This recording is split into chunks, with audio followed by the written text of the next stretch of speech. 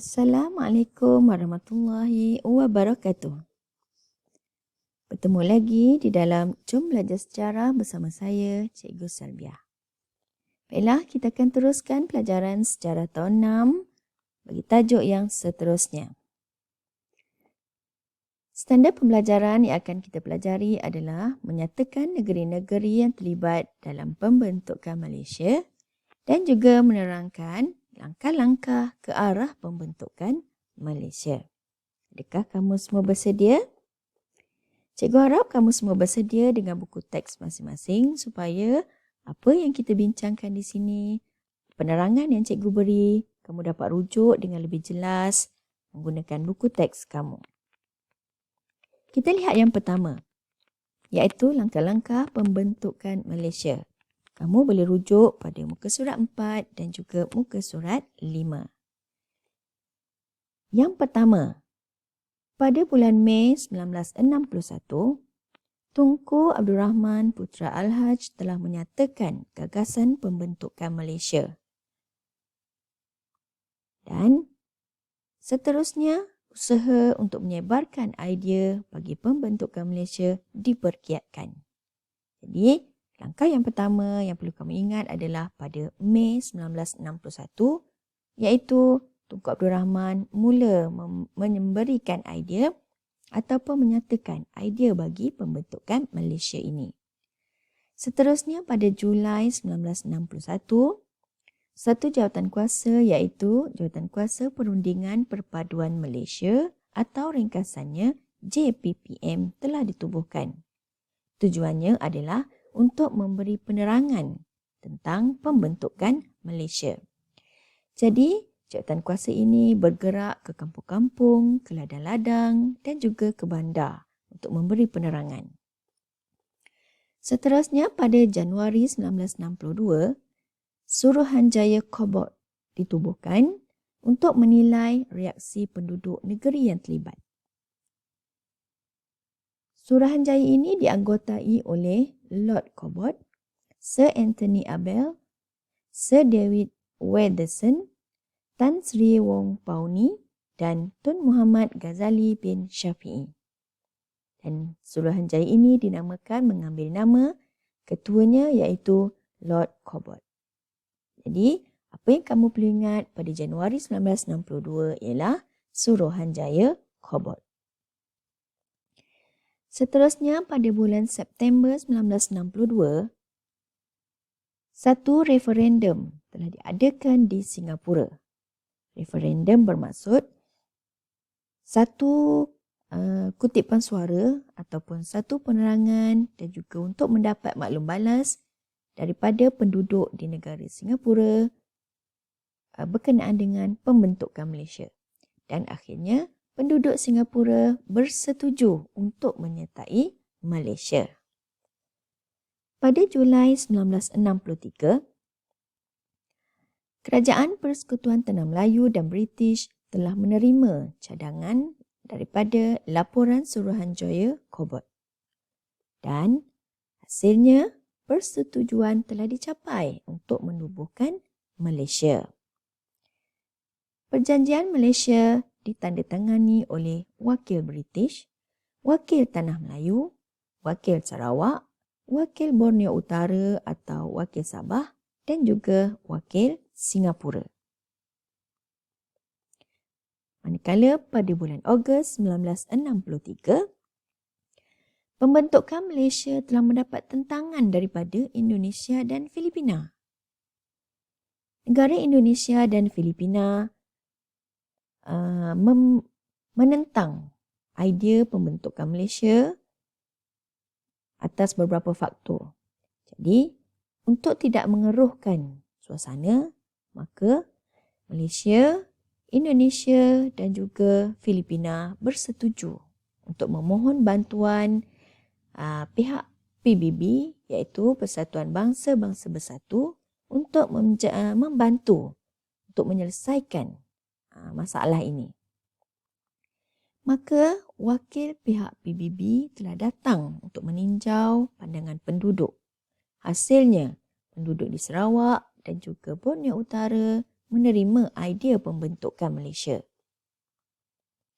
Dan akhirnya pada September 1963, iaitu pada tarikhnya 16 September 1963, maka Malaysia diisytiharkan.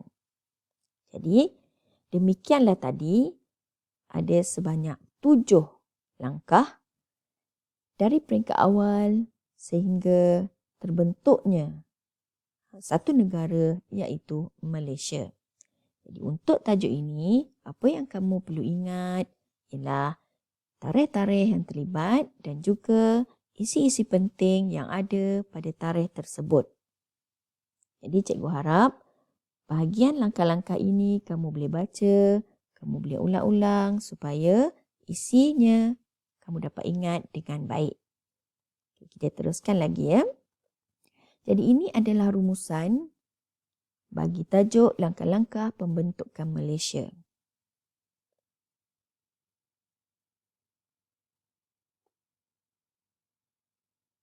Okey. Seterusnya, dokumen pengisytiharan Malaysia. Apabila Malaysia telah diisytiharkan, maka ada satu dokumen yang membuktikan pengisytiharan Malaysia. Rupanya seperti ini. Dalam tulisan Jawi. Dan di sebelahnya adalah dia punya terjemahannya. Kita dah tahu kan masa belajar tahun 5, penggunaan tulisan Jawi sangat meluas. Jadi, mengambil kira faktor tersebut, maka dokumen pengisytiharan Malaysia menggunakan tulisan Jawi. Unik kan? Seterusnya, permasyhuran. Apabila telah selesai segala urusan pembentukan Malaysia, maka Tunku Abdul Rahman memasyhurkan, bermaksud menyebarkan makluman ini kepada semua penduduk bagi negeri-negeri yang terlibat. Kita tonton video ini. Maka dengan nama Allah yang Maha Murah lagi Maha Kesiani, saya Tunku Abdul Rahman Putra Al-Haj Ibni Almarhum Sultan Abdul Hamid Halim Shah, Perdana Menteri Malaysia, dengan ini mengisytiharkan dan mensyuhurkan bahawa mulai daripada 16 hari bulan September tahun 1963 dengan izin dan kehendak Allah Rabbul Alamin akan kekal menjadi sebuah negara demokrasi yang merdeka lagi berdaulat dan kekalkan keamanan di antara segala bangsa di dalam dunia ini. Merdeka!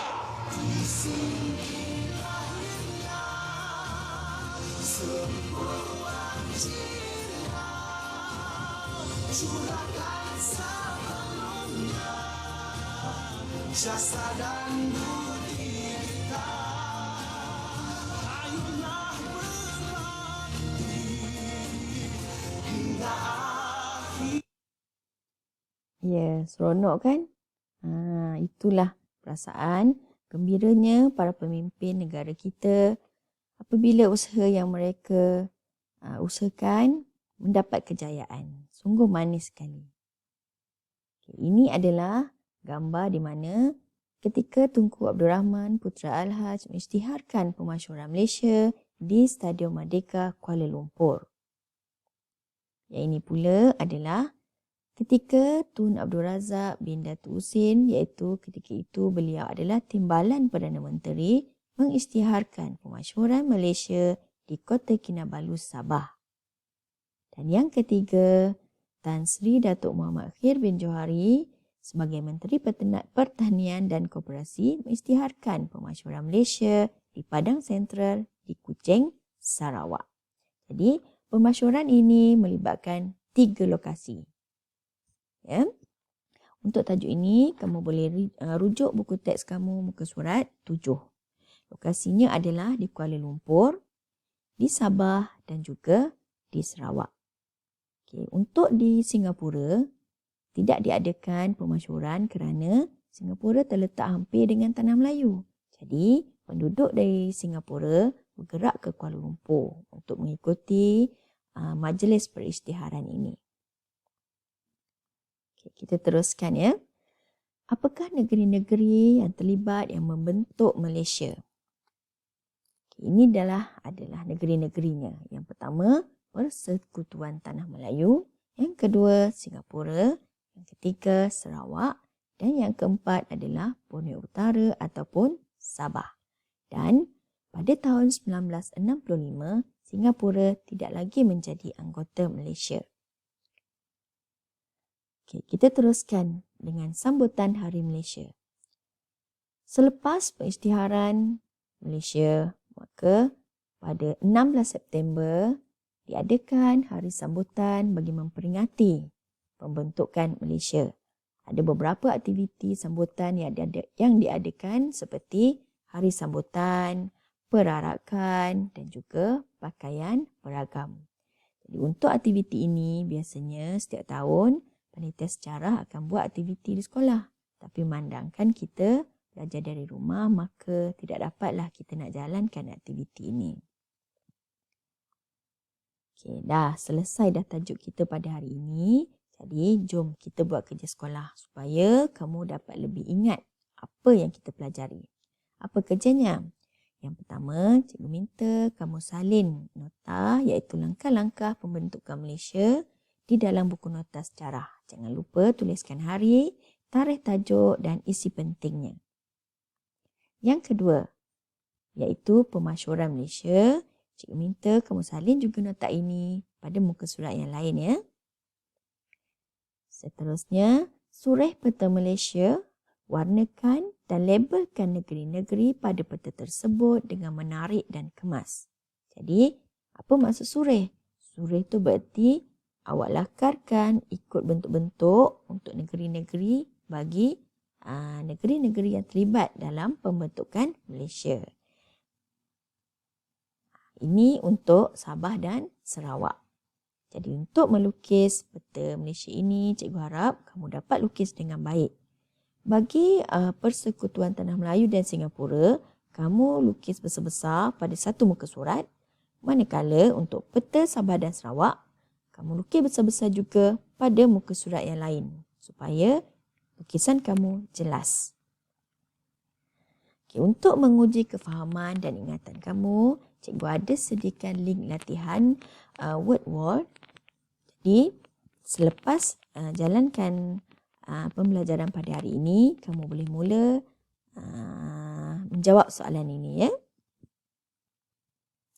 Untuk tajuk ini, cikgu rasa itu sahaja. Tajuk-tajuk penting apa yang kita pelajari pada hari ini. Yang pertama adalah langkah-langkah ke arah pembentukan Malaysia. Semua sekali ada 7 bulan dan tahunnya. Cikgu harap kamu dapat ingat. Yang kedua, kita telah pelajari negeri-negeri yang terlibat dalam pembentukan Malaysia, iaitu terdapat 4. Yang pertama, Persekutuan Tanah Melayu. Yang kedua, Singapura. Yang ketiga, Sarawak. Dan yang keempat, Borneo Utara ataupun Sabah. Jadi, selesailah pembelajaran kita pada minggu ini. Kita akan jumpa lagi untuk tajuk yang seterusnya pada minggu hadapan. Cikgu ucapkan selamat belajar dan jumpa lagi. Assalamualaikum warahmatullahi wabarakatuh.